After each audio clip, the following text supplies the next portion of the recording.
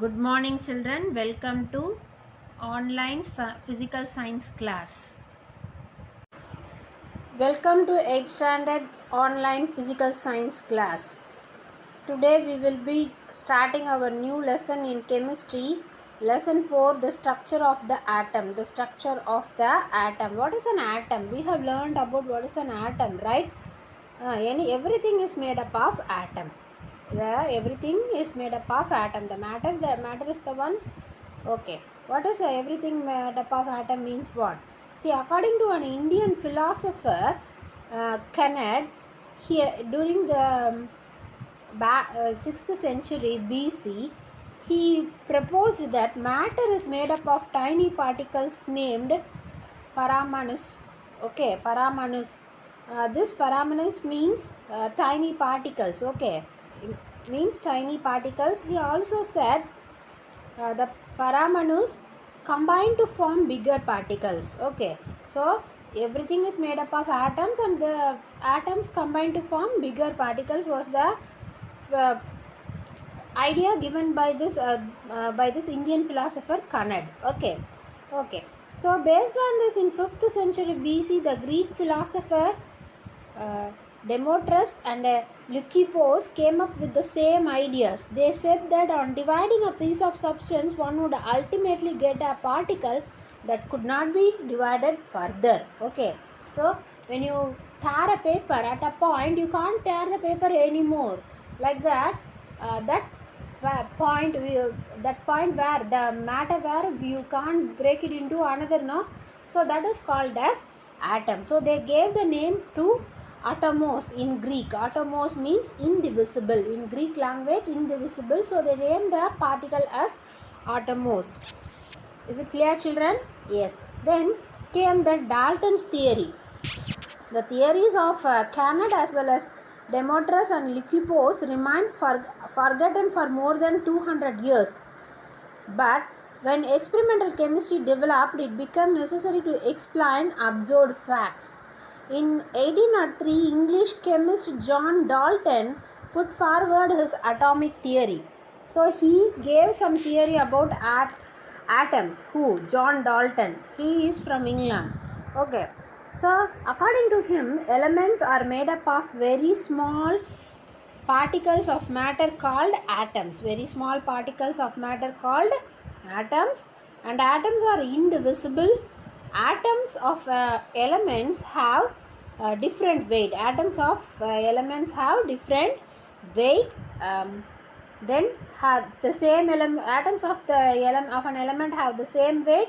Atoms of the different elements have different weight. It is the atom of the elements that take part in a chemical reaction. The atom of an element combine in simple numerical ratio with those of other elements to form a compound. So these are the ideas of John Dalton. What he said, everything is made up of atoms and you can't divide the atom, and atoms of a single element has the same weight. Okay, all the atoms will have the same weight. If different elements are there, their atoms have different weights. Okay, each atom of each element will be different weight, and the atoms of the elements are involved in the chemical reaction. Chemical reaction which plays the major role. This atoms plays the major role, and the atoms of elements combine in numerical ratios to form the compound. These are the ideas about John Dalton, and this is called to be atomic theory.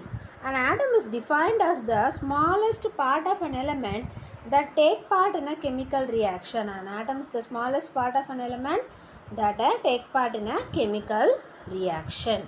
From this we can conclude like this. Okay. Even though the atom is a smallest particle and indivisible, there are some subatomic particles are present in the atom. What are they? Are nothing but electrons, protons and neutrons. Electrons, protons and the neutrons. So these particles are present inside the atoms. So let us learn how. So an experiment is conducted. For that, a discharge tube is taken. A discharge tube is nothing but it is a long glass tube at the two ends of which are sealed, which are sealed to metal plates. Okay, two metal plates are kept there. Do you understand, children? These two are the metal plates. Is it clear? These plates are connected to be a high voltage source called electrodes. They are connected to batteries. So this is called as electrode. This part is called as electrodes. The electrodes connect to the negative terminal of the source called cathode. So this part, the electrodes are connected to the negative terminal.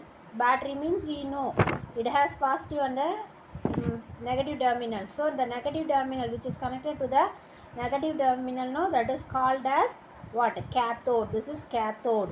Okay. So the one which is attached to the positive terminal is called to be anode. ANODE, anode. Cathode and anode. Do you understood what are cathode and anode? So there is also a side tube for which is to be connected to an exhaust pump. Pump, there is a side tube, and used for, why this exhaust pump is kept now? Used for lowering the pressure of the gas inside the discharge tube. So some gases will be present in the discharge tube, that to lower the pressure of this gas, this exhaust pump is useful. Usually gases are bad conductors of electricity, but it will become good conductor of electricity under certain condition, when the pressure of the gas is very low, as well as the voltage, very high voltage is applied, means then also the gases will behave or will become good conductor of electricity. Is it clear? Okay, all these conditions is applicable in the case of is made in the case of discharge tube. So this is about the arrangement of discharge tube. Do you understand? When a high voltage is applied across the terminals and the pressure inside the tube is 0.01 to 0.001 mm of mercury, the end of the tube opposite the cathode starts glowing. So I told you this is the cathode. Am I right? This is the cathode. So at which condition? When the pressure is very low and the high voltage is supplied through this electric source, no, some rays are emerging from the opposite side of the cathode. Okay, opposite sides of the opposite side of the cathode start glowing, and the phenomenon is called fluorescence. So the glowing after supplying the current, the rod becomes glowing, no, that process is called fluorescence. So investigation have shown that some invisible rays starting from the cathode falls on the opposite wall of the tube. So we can notice that some rays starting from the cathode falls on the other side and causing this fluorescence. Why? How this rod begins to, when you apply the low pressure and high voltage, this positive terminal which is attached to the positive terminal begins to glow. How this glows?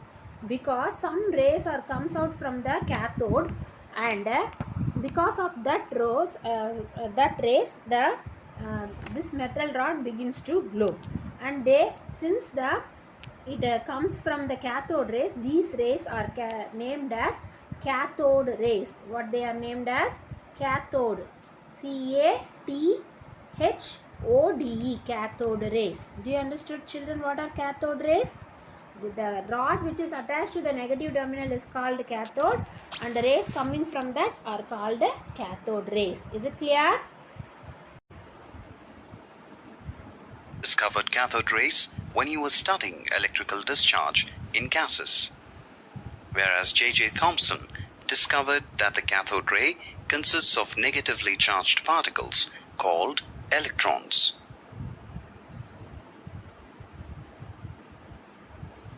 Production. Cathode rays are produced in a discharge tube. Hence, the discharge tube is generally referred to as the cathode ray tube. The cathode ray tube is a partially evacuated glass tube with cathode and anode placed at the ends of the tube.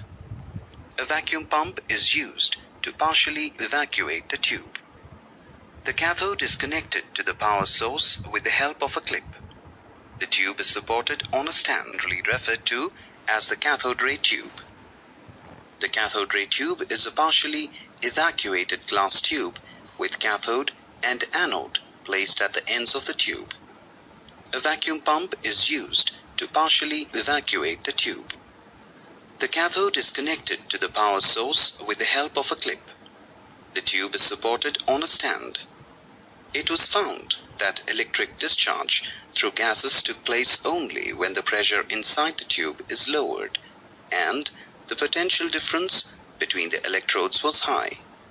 To produce cathode rays, high potential difference of 10 kV to 20 kV is applied between the electrodes and the pressure is reduced to 0.0001 millimeter of mercury by means of a vacuum pump. A glow is seen on the walls of the glass tube. The bright fluorescence glow is due to the striking of the rays emitted by the cathode. These rays are cathode rays. Properties of cathode rays. Cathode rays travel in straight lines. When an opaque object is placed in the path of the cathode rays, a shadow is cast on the glass wall opposite to the cathode. This shows that cathode rays travel in straight lines.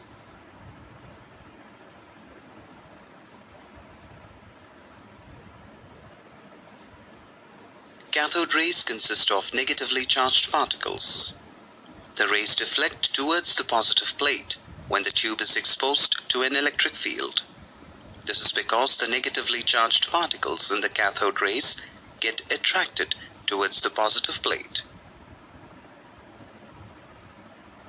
Cathode rays are deflected by the magnetic field.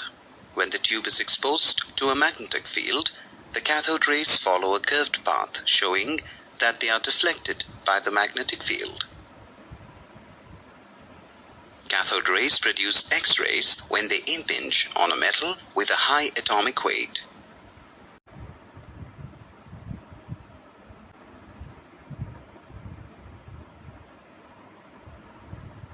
We know that the discovery of cathode rays led to the discovery of negatively charged electrons. This, however, did not justify the fact that an atom as a whole is neutral. Scientists then contemplated the possibility of the presence of positively charged particles in an atom. Subsequently, the discovery of anode rays led to the discovery of positively charged particles called protons. Anode rays were discovered by German scientist Eugen Goldstein in 1886. Let's understand the experimental setup of Goldstein. Goldstein used a gas discharge tube which had an anode and a perforated cathode.